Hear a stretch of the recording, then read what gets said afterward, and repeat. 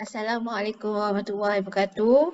Apa khabar semua? Okey, nampaknya tahun ini saya masih diamanahkan untuk mengajar kamu semua sains Okey, untuk kelas pertama kita, saya nak imbas kembali sahaja uh, tentang topik kemahiran proses sains yang saya rasa boleh dikatakan semua kurang faham macam mana nak menjawab soalan-soalan seperti pemerhatian dan inference. Jadi pada hari ini saya akan berfokus kepada cara-cara nak menjawab soalan sebab kalau kamu ingat balik pada tahun lepas kita ada belajar 6 lagi kemahiran proses sains. Yang 6 lagi tu kamu dah belajar pada tahun 3, kemudian pada tahun 4 tahun lepas kamu dah belajar lagi 6. Okey? Salah satunya adalah membuat pemerhatian dan membuat inference. Okey, jadi untuk hari ini saya akan membuat ulang kaji tentang cara-cara nak menjawab soalan jika ditanya soalan berkaitan dengan pemerhatian dan inference. Okey. Macam mana pemerhatian? Pemerhatian apa sebenarnya pemerhatian ni? Okey, pemerhatian dia melibatkan kepada 5 organ deria. Okey, ini kamu kena tahu Yang pertama mata. Mata digunakan untuk melihat apa yang ada pada gambar, pada objek. Okey. Telinga pula biasanya kita untuk mendengar. Biasalah kalau kita dengar nak dengan teliti. Oh, ini bunyi ni. Okey. Kemudian hidung. Hidung kita nak tahu bau tu. Bau tu wangi ke, busuk ke.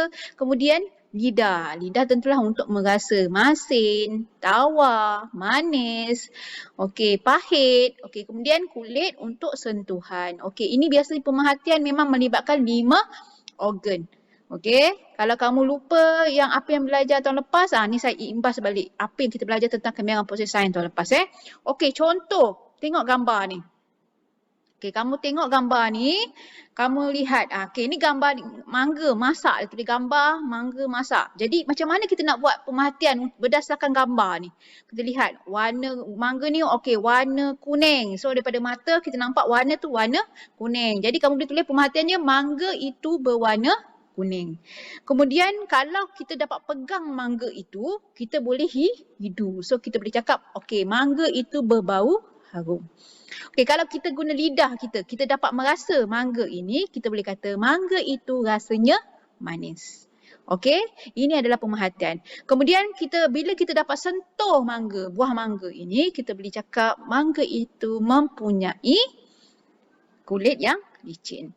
Okey, seterusnya. Okey, kita ada anak pokok P dan anak pokok A. Macam mana kita nak bezakan ni? Okey, cuba lihat betul-betul. Okey, anak pokok P ada 6. Manakala anak pokok A ada 3. Tapi macam mana kita nampak dari segi ketinggian, dari segi daun, saiz daun dan sebagainya. Itu kita boleh bezakan Okey, contohnya macam dah diberi ni. Anak pokok A lebih tinggi berbanding anak pokok P.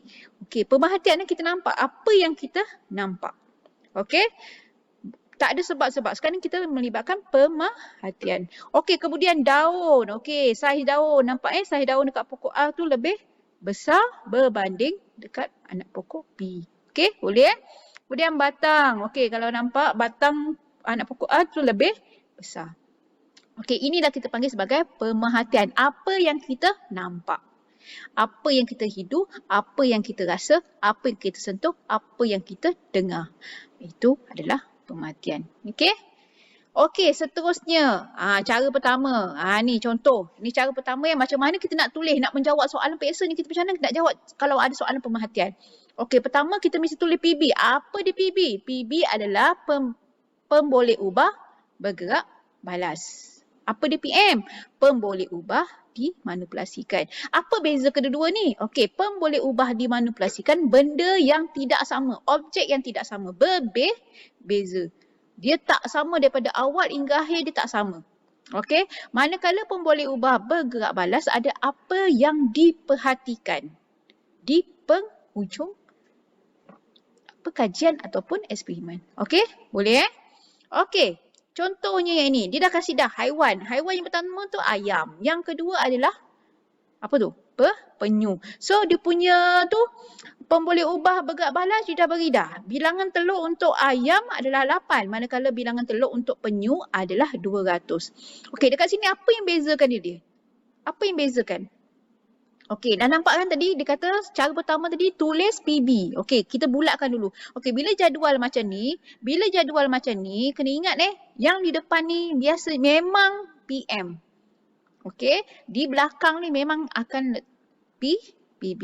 So jadi bila nak menjawab soalan pemerhatian, kita mesti mulakan dengan PB dahulu. Apa dia PB dia? Bilangan telur yang dihasilkan. Okey, pilih PM dan bandingkan. Pilih PM yang mana? Nak yang mana? Ayam ke atau penyu? Okey. So contoh jawapan kat sini. Bilangan telur yang dihasilkan tadi apa? PB oleh penyu. Dia dah pilih siapa tadi? Penyu. Lebih banyak berbanding ayam. Okey. Ini adalah contoh. Okey, ni yang adalah jawapan yang pertama. Atau boleh juga kita buat bilangan telur yang dihasilkan oleh ayam. Tadi penyu kan? Sekarang ayam lebih sedikit, betul tak? Ayam cuma 8 biji je. Manakala penyu 200. Okey? Itu adalah cara nak buat pemerhatian. Dia berdasarkan apa fakta yang diberi. Daripada segi gambar, jadual dan sebagainya. Okey, cara kedua. Cara kedua ni. Kalau perkara dalam PM lebih daripada 2 jenis. Maksudnya apa dia? Maksudnya ada 2 jenis. Sama ada tinggi atau rendah dan perlu dibandingkan. Okey, contohnya jadual ni. Apa gambar raja yang diberi ni. Okey, nampak PB. Okey, untuk yang ni, petua yang ni biasanya akan bila naik ke atas tu mesti PB. Okey, bila ke kanan mesti PM. Okey, jadi kena tahu di sebelah kanan, anak panah ke kanan tu bermaksudnya pemboleh ubah dimanipulasikan, manakala anak panah naik ke atas itu pemboleh ubah bergerak balas. Okey, nak menjawab soalan ni macam mana? Okey, kelajuan kereta mainan. Tadi ni PB betul PB. PB tadi kita mesti letak depan. So, kelajuan kereta mainan. Okey, mana satu nak pilih mana satu? Dia banyak kan? Dekat sini ada banyak. Bukan 2 tapi ada 4. Nak mana? Kapet ke? Kertas pasir ni? Kertas pasir ke? Jubin ke? So dekat sini kita pilih jubin. So PM dia permukaan. So jadi kita buat permukaan jubin. So jadi kita buat kelajuan kereta mainan pada permukaan jubin paling tinggi berbanding. Okey. Berbanding, yang cakaplah yang lain pula. Simen, kertas pasir dan pemaidani. Okey? Atau cara lain. Kelajuan kereta mainan pada pemaidani. Tadi jubin kan? Diterbalikkan. Berlawanan. Pemaidani paling rendah berbanding permukaan jubin, simen dan kertas pasir. Okey? Boleh Okey, cara ketiga pula. Kalau PM perkara yang sama, tip untuk murid lemah. Ini untuk murid lemah lah. Okey, insyaAllah kamu tak ada masalah. Okey, kalau nampak, dia punya, kalau kita nak tengok pola, kalau kita dari segi gambar raja macam ni, kalau pola, dia akan tengok kedudukan tangga tu. Adakah menurun ataupun menaik. Kalau berkurang ataupun bertambah. Itu ada 2 keadaan. Menaik, menurun, kurang, bertambah. Biasanya kalau bentuk begini, kita akan cakap berkurang ataupun bertambah. Okey? Okey, untuk jawab soalan pemerhatian untuk soalan macam ni. Okey, kena tahu dulu PM dia apa, PB dia apa. Okey, PM dia tahun kan? PB dia adalah keluasan hutan yang tinggal. So, untuk soalan macam ni senang saja. Tengok dia punya pola. Yang berkurang ni adalah pola. Jadi, kalau kononnya lah masa jawab PSA, masa jawab soalan kamu rasa macam blank, rasa tak tahu macam mana, guna kaedah yang ni. Senang saja. Keluasan hutan yang tinggal semakin berkurang. Boleh? Okey, boleh Okey. Boleh juga ditulis sebagai keluasan hutan yang tinggal paling sedikit pada tahun 2010 berbanding tahun sebelumnya. Okey? Boleh Okey. Ni soalan-soalan ni saya akan beri sebagai kerja rumah. Okey? Kita teruskan kepada contoh soalan UPSR. Ni UPSR 1997. Ni dah lama dah. Dah lama. Masa saya ambil Saya rasa saya masa sekolah mendengar lagi soalan ni. Okey, contoh ni, diberi jadual. Okey, jadual bulan. Bulan Januari, Februari, Mac. Kemudian kasih tarikh kat situ. 5, 10, 15, 20, 25. So dari sini kita boleh nyatakan apa dia PM. Apa dia PM dia? PM dia apa? Tarikh tu. Okey, bulan tu adalah sebagai PB. Okey, boleh Okey, dengan cara ni macam mana nak jawab? Tu contoh dia. Waktu matahari tenggelam pada bulan Januari semakin lambat. Cuba tengok. Bulan Januari. Nampak? Okey, boleh Semakin lambat. Okey. Seterusnya contoh soalan kedua ni. Nampak ni. Bahan makanan dan pemerhatian selepas seminggu. Okey, kadang-kadang soalan dia keluar, dia tak tanya soalan pemerhatian, dia dah beri pemerhatian, dia nak terbalik pula. Inference. Okey, inference ni saya akan ajar. Next. Okey. Okey, boleh Okey. Contoh untuk soalan ni dia dah kasih pemerhatian nombor 1 dan nombor 2 tu. Nampak? Tapi dia tak kasih. Dia sekarang ni minta kamu jawab inference. Macam mana caranya? Biasanya kamu kena jawab inference ni berdasarkan pemerhatian. Kalau kamu lihat, terdapat tompok-tompok hitam. Terdapat berbau busuk. Biasanya apa yang berlaku ni makanan yang terdedah. Betul tak? Terdedah kepada air, terdedah kepada udara. Dekat sini kamu boleh cakap lah. Kenapa info yang pertama dia kata influence kan? Sebab kan? Kamu boleh nyatakan lah. Kerana makanan P terdedah kepada udara. Kemudian boleh kata makanan P tidak diawet dan sebagainya. Ini adalah contoh. Kemudian kadang-kadang soalan macam ni dia kasih pemerhatian, dia akan tanya pemerhatian lain. Pemerhatian lain. Ini memang biasa dia nak soalan yang beraras tinggi sikit untuk kamu nampak. Selain pemerhatian yang dinyatakan, apakah pemerhatian lain yang boleh kamu buat? Contoh macam tadi kita mula-mula tadi ni buah ni. Okey, tengok nampak buah ni. Nampak? Bukan hanya satu pemerhatian saja, boleh diberi dengan lebih daripada satu. Okey? Boleh Okey, kembali kepada soalan tadi. Okey. Nampak? Pemerhatian lain dia. Makanan P banyak ditumbuhi kulat. Okey, tompok-tompok hitam tu kulat lah. Okey, jadi boleh soalan jawapan macam ni. Okey, kemudian contoh 3. Dia beri cara membajak, kemudian dia punya cara membajak ini adalah sebagai PM. Kemudian masa yang diambil untuk menyiapkan membajak seektar sawah sebagai PB. Dia dah beri masa dah. Traktor 2 jam, kerbau 24 jam sehari. Okey, tuliskan pemerhatian. Ni senang saja. Dia punya PB dia apa? Masa yang diambil untuk menyiapkan membajak seektar sawah lebih singkat jika menggunakan traktor ataupun jentera. Senang saja. Okey, so, seterusnya tadi saya cakap tadi kan, saya akan ajar berkaitan dengan inference. Okey, inference yang tadi masih cakap inference dengan pemerhatian dia berkait rapat. Nak dapatkan inference kamu kena tahu pemerhatian. Okey, boleh? Okey, kemudian cari punca dia. Cari punca kenapa dia berlaku macam tu. Kenapa? Bagaimana? Sebab apa? Okey? Boleh? Okey, untuk menulis inference ada cara cara nak menulis jawapan jika tanya soalan inference Okey, contoh yang pertama ni sekiranya pemerhatian dah dinyatakan. Okey, dan ditulislah dalam soalan. Jadi kita mulakan dengan kerana, sebab. Okey, kerana apa dan apa. Kemudian sebab apa dan apa. Okey, soalan kedua pula, cara kedua pula, cara menulis kedua adalah sekiranya pemerhatian dinyatakan. Aku tak tulis pun dalam soalan. Jadi kena tulis pemerhatian di depan, barulah kerana apa. Mungkin contoh buah apple A lebih besar. Kenapa? Kerana dapat baja. Pokoknya dapat baja mencukupi. Itu contoh. Okey? Okey, cara nak tulis. Ni tadi cara macam secara umum kan. Cara So sekarang cara nak tulis pemerhatian. Okey, macam mana cari ni? Ni tolong hafal Tolong hafal. pemerhatian berkait rapat dengan PB. Perasan tak?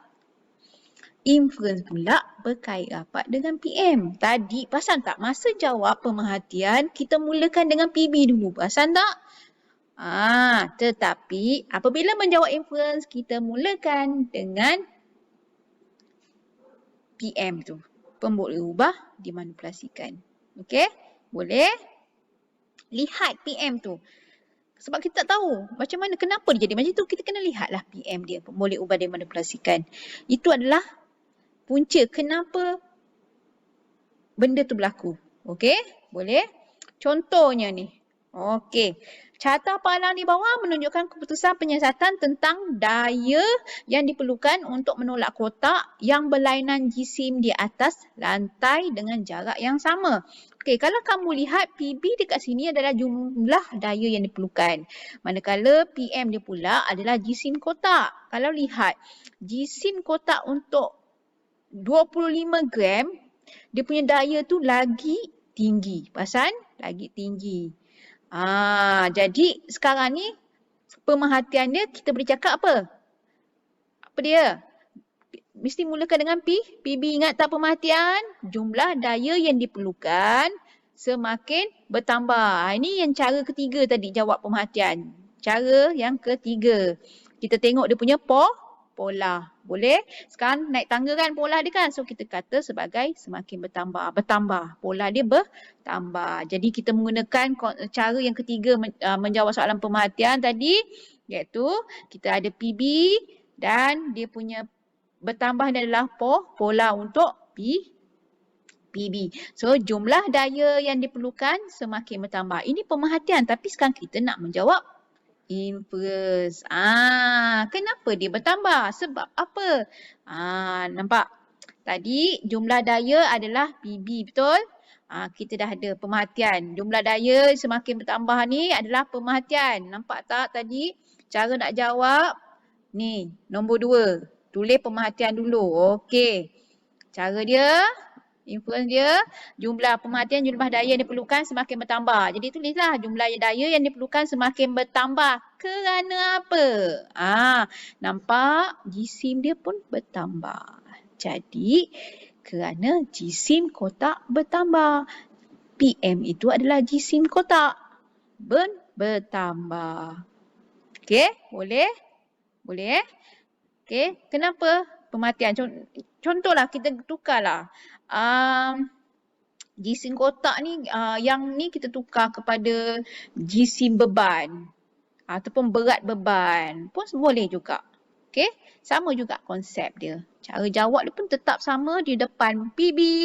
Dia punya pemerhatian di depan, pemerhatian PB dan dia punya pola dekat belakang. Itu jawab pemerhatian. Manakala inference mesti di depan ini adalah apa dia? Pemerhatian dan di belakang inilah adalah PM dia. Okey, boleh? Okey, cara yang kedua, tulis pemerhatian kerana sebab. Ni fakta sains. Okey? Boleh? Okey, tulis pemerhatian. Okey, kita tengok dulu gambar ni. Gambar ni adalah bayang-bayang. Dia nak kaji bayang-bayang ni. Okey, soalan dia kata rajah di bawah menunjukkan bayang-bayang terbentuk di bawah matahari. Okey, pemerhatian kat sini kita boleh kata panjang bayang-bayang pada waktu 12 tengah hari adalah paling pendek berbanding waktu yang lain. Betul tak? Betul. Okey.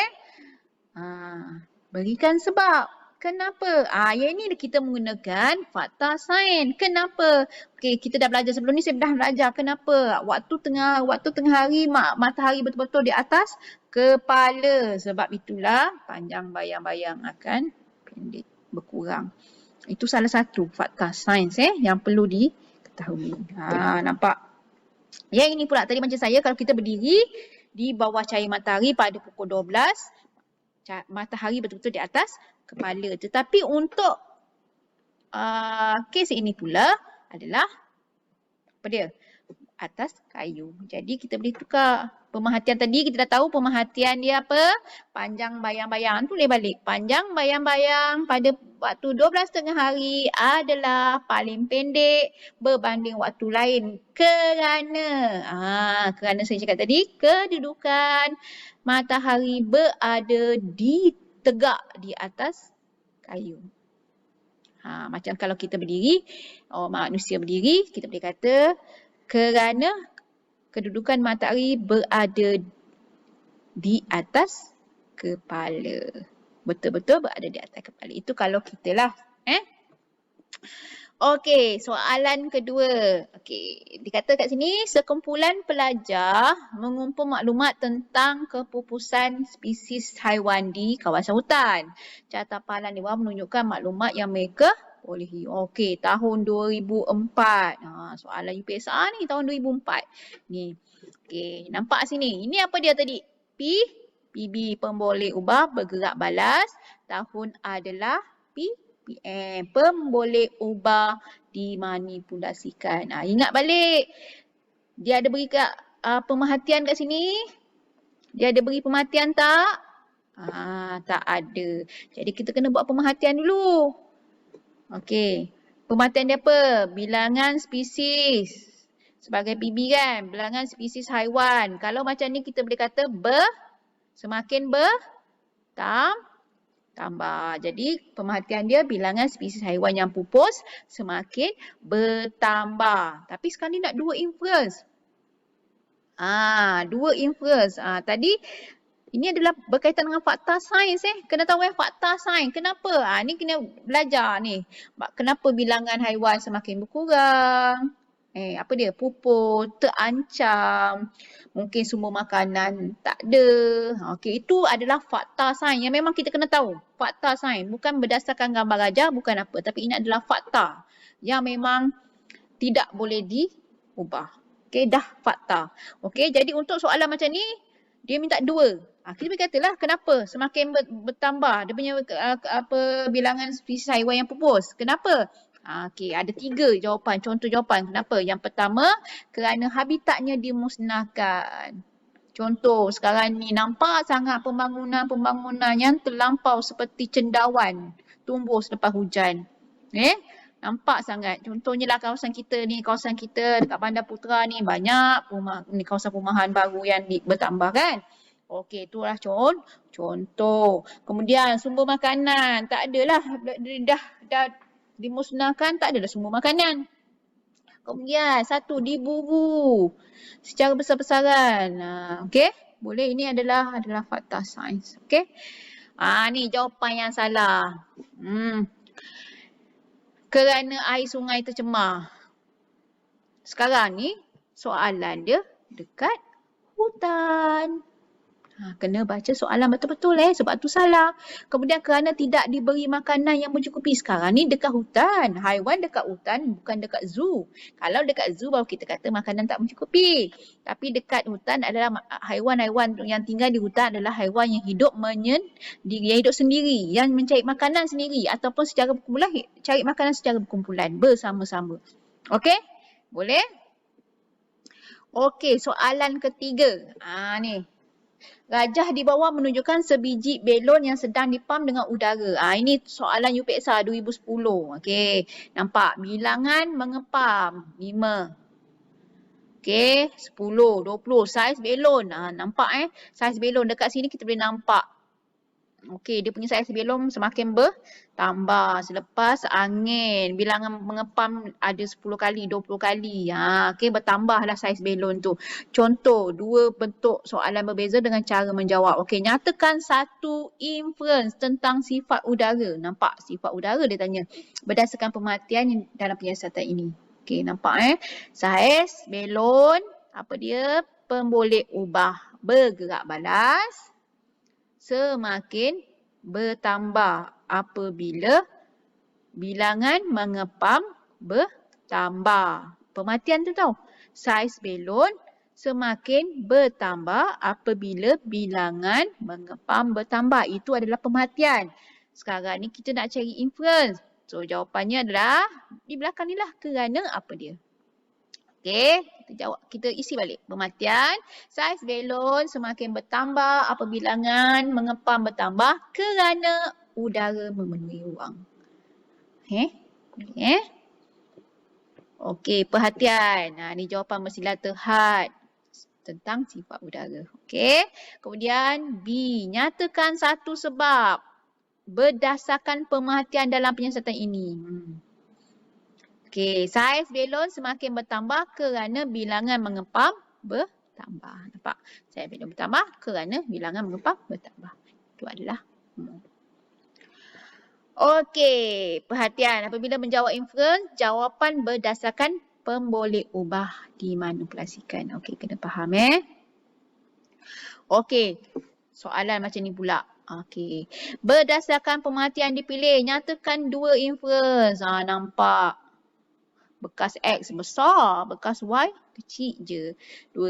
Okey, tentang perbezaan antara tumbuhan dalam bekas X dengan tumbuhan dalam bekas Y. Okey, pemerhatian dia, tengok ada beza tak? Okey, bekas X, bilangan tumbuhan dalam bekas X lebih banyak daripada bilangan tumbuhan dalam bekas Y, minta maaf. Bilangan tumbuhan dalam bekas Y lebih banyak daripada bilangan tumbuhan dari bekas X. Itu pemerhatian yang pertama. Okey, kemudian pemerhatian kedua, nampak tak saiz tumbuhan ni di bekas Y ni lagi besar daripada saiz tumbuhan di dalam bekas X. Okey, itu adalah pemerhatian. Apa yang kita nampak tadi kan? Okey, contoh jawapan. Inference kan? Dia nak dua inference. Okey, contoh jawapan yang pertama. Bilangan tumbuhan dalam bekas Y lebih banyak daripada bilangan tumbuhan dalam bekas X. Itu pemerhatian kan? Kerana apa? Kerana tanah dalam bekas Y lebih subur daripada tanah dalam bekas X. Itu adalah contoh. Kemudian contoh jawapan yang kedua. Bilangan tumbuhan dalam bekas Y lebih banyak daripada bilangan tumbuhan dalam bekas X. Kerana ni tadi ni pemerhatian kan, kerana ni baru start. Belakang adalah melibatkan PM. Tumbuhan dalam bekas Y mendapat air yang mencukupi berbanding tumbuhan dalam bekas X. Okey, kemudian bilangan tumbuhan dalam bekas Y lebih banyak daripada bilangan tumbuhan dalam bekas X kerana tumbuhan dalam bekas Y mendapat baja yang mencukupi berbanding tumbuhan dalam bekas X. Biasanya kalau jawapan yang melibatkan tumbuhan ni kita kena tahu keperluan asas dia. Apa dia? Air, cahaya matahari, kemudian nutrien tu baja. Kemudian space ruang. Okey? Okey, itu saja penerangan saya untuk hari ini berkaitan dengan kemahiran proses sains, iaitu untuk menjawab pemerhatian dan inference. Saya harap semua faham. Dengan video ini dapat membantu cara nak menjawab untuk semua Okey, untuk kerja rumah saya akan hantar berbentuk PDF file di dalam grup WhatsApp. Okey. Saya beri masa untuk menjawabnya selama seminggu sehingga kelas seterusnya pada hari Selasa minggu depan. Okey, saya beri masa untuk menjawab insya-Allah. Okey. Di mana? Okey, gunakan buku panjang ungu. Warna purple tu lah yang berpanjang tu, yang kalau masih ada lagi yang tahun lepas, yang masih ada kosong lagi, boleh gunalah. Untuk yang masih belum beli buku lagi, tidak mengapa, saya izinkan untuk menggunakan buku sains tahun lepas yang masih ada kosong lagi, ruang kosong lagi di belakang, layan kosong, boleh gunakan lagi, boleh gunakan yang tu dulu. Okey, sementara belum beli buku dulu, tulis lagi, boleh gunakan. Okey. Jadi untuk tahun ini, buku yang saya perlukan adalah buku teks dan buku ungu besar tu. Jika ada buku aktiviti, kita akan gunakan buku aktiviti juga. Okey. Itu saja untuk hari ini. Terima kasih. Assalamualaikum. Bye.